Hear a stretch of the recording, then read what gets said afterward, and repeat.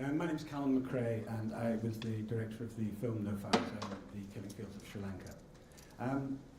I'd like to ask you your response to the suggestion that there are in fact really three ways of looking, three views of what's happening in Sri Lanka, and I'd like you to respond, if you could, to each of them. It seems to me that there is the first view, very ably presented by yourself, which is this sanguine view of progress, slow but careful progress towards peace, reconciliation, and a solution to the problems. But there are two very other different views. There is the view presented by your government when facing inwards into Sri Lanka, which is very clearly a rejection of, for example, in effect, a rejection of the UN resolution, which they were signed up to, a categorical refusal to have any involvement of international judges in a hybrid court, which was so specifically recommended by the High Commissioner for Human Rights.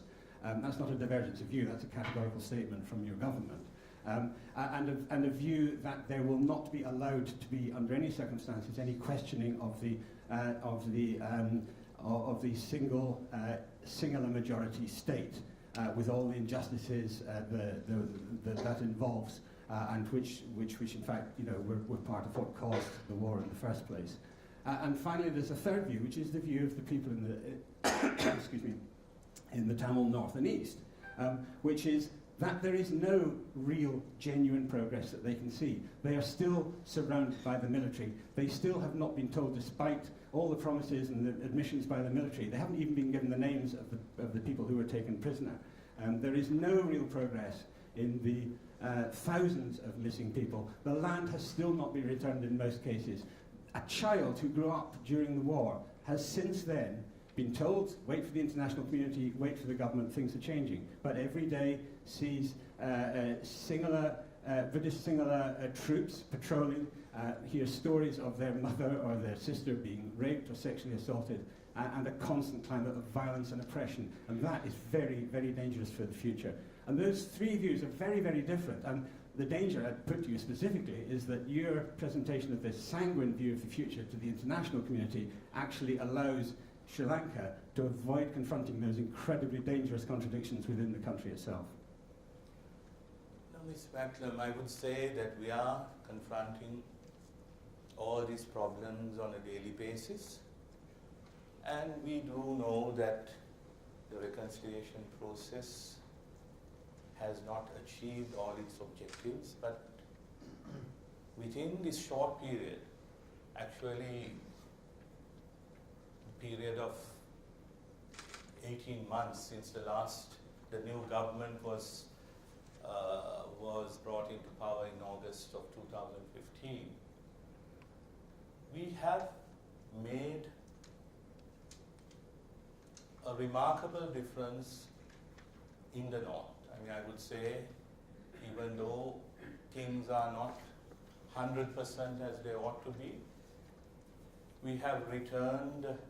For example, you said about the private land. I have here details which I got from the Secretary of Defense just yesterday, the latest situation.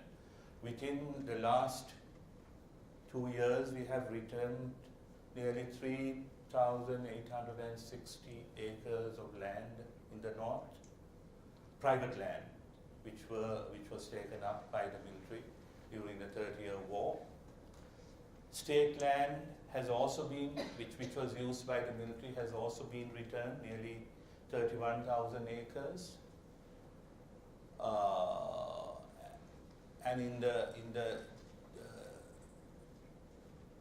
Jaffna district alone, 2,970 acres have been returned, but there's much more. In fact, there is about another 6,000 odd acres, I've been told, which needs to be returned, and we have asked the Defense Ministry and the Army to give us a timeline so that all private land which is being held by the Army could be returned to their rightful owners by the end of this year, 2017. And soon we can even present, with the Tamil leaders, we have been talking about that timeline. And then, of course, the militarization of the north, even though the army is still there, the numbers are much less. We have civilian governors for the north and the east both, and many of the IDPs who have been living in the refugee camps are now being resettled with the help from India and other countries, and also by the Sri Lankan government. And the quality of life, if not perfect, is very, very, very much better. And I can assure you that things are much more different than it was during the last visit you came to Sri Lanka in 2013, I believe. And I would like to take this opportunity to invite you. And believe me, you will get a wonderful welcome. You can go anywhere you like, and you won't have people shadowing you, following you, or obstructing your train ride to Jaffna. I mean, would you endorse the idea of the film No Fire Zone being shown in that public? is, I have my personal view on that, but